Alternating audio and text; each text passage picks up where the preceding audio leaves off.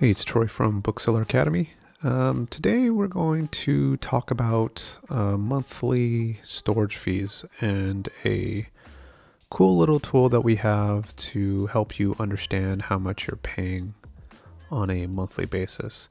So we're signed into the tools suite that we have here. So if you go into Analyze Reports and then go to Monthly Storage Fees Analysis, this is going to bring up a page that allows you to upload a report that will show you what you're paying for on a monthly storage fee from an FBA standpoint. So there's a link here that brings you directly into the monthly storage fee reports. So allow that to load.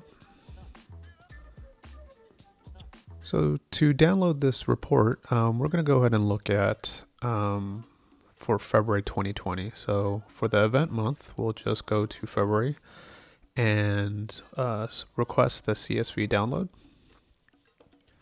So that will take a while to download. I would say maybe about a few minutes here and there, depending on how large your FBA inventory is.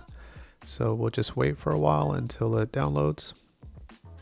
Okay, so now that the report has been downloaded, you can see that the report status has been changed to download. And we're going to go ahead and click download. Okay, so now we just have this CSV file that obviously it's going to be difficult to read, but you could also send this in to Excel and it'll automatically open up into a beautiful table for you. But we made a very simple approach on looking at this report in a easy way. So if you go to back into the tool suite, you can now choose that file and select that CSV file. Click open. So what will happen here is it will pull the data in, and then it will actually show you a report based off of the fees for February. So the total volume that we have for this particular account is 74 cubic feet, and the fees are for the month of February are $50, and we have a total of 3,000 items for this. Okay. So what's cool about this report is you could sort by standard size, you could sort by oversize. You could see that we do have some oversized items that are listed in our inventory. From left to right, you have the F and SKU, and then you have the ASIN, the size, the quantity, the volume, the current rate for that volume, and then the estimated fee for the month. So as far as the quantity, if you have something that's like not an actual quantity of one, but more or less the less than a quantity, what that basically means is that your inventory has been moving around from different fulfillment centers. That makes sense. So let's go ahead and look at analyze report. So when you click analyze, it'll actually show you the item, the SKU, and the ASIN and the dimensions, and then the current MSF. MSF is basically for short monthly storage fee, and that gives you the cubic feet calculation based off of this type of item, which is a oversized item. And then if there's a current price, then it will show the price. But in this particular listing, we don't have a current price because it looks like it just got out of stock. So let's close this and let's open up another one that that is currently in stock. Okay. So this one, it's we have the item name here, and then we also have the SKU, and from the SKU, we actually know that it is a backpack, just because the way that we've titled the SKU B pack, and it has the rank and what the condition is. So since we know in their SKU that this was submitted in September, we could click here and we could scroll back to September and select the date.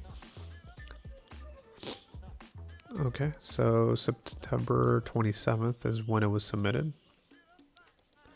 And then we hit calculate storage fee history, and it will actually show you how much storage fees you actually spent on this particular item. So you can see the total storage fee for this this monthly storage fee is actually only 88 cents, given the fact that it's 1, 2, 3, 4, 5, 6, 7, 8 months that was actually in the warehouse. So you can see between the months of November and December, storage fees during or October, November, and December storage fees are actually a lot more, just because it's Q4 and that's usually the holiday season. So Amazon tends to increase the storage fees between those months, and you should be getting notifications during Q4 when that happens, and then it goes back down as the slower months continue. So it's not that bad for that particular item. Let's hit close here, and then what we can do is let's say you want to know how many oversized items that you have. What we have here is we have this the search bar, which is pretty much it's a dynamic search bar. So you could search pretty much anything that you could think of, and it will do a smart search within this whole entire table. So let's say I know we are selling some shoes. So let's type in some shoes, or I'm sorry, specifically, let's type in Nike. So with any Nike products that we have, this is all showing all the Nike shoes that we have in stock. Okay. So let's go ahead and look at one of them. Yep. So this is I know that this one is a pair of Nike socks. It's not actually shoes, but this could also give us the date if we knew the date, and it'll show you based off of a storage fee history. We have 1, 2, 3, 4, 5. This is about 40 cents just for these Nike socks. Let's look at another one here. Okay, these are also Nike socks. So you can see here that the quantity 1 and then 0.03, and I'm going to reiterate this again. Amazon's not going to charge the full amount of the quantity if the item is actually in transfer. So that is the fulfillment center processing. Basically, they're moving your item from one warehouse to another just so they could fulfill that 2-day shipping for a particular customer. So whatever algorithms that they have to show you to fulfill that 2 days, they're going to move that item to a particular warehouse based off of history of sales. So yeah, this is just a quick video on this monthly fees report tool that we have. Feel free to try it out yourself. And again, if you have any questions or comments, please leave them below, and then also don't forget to subscribe. Thank you.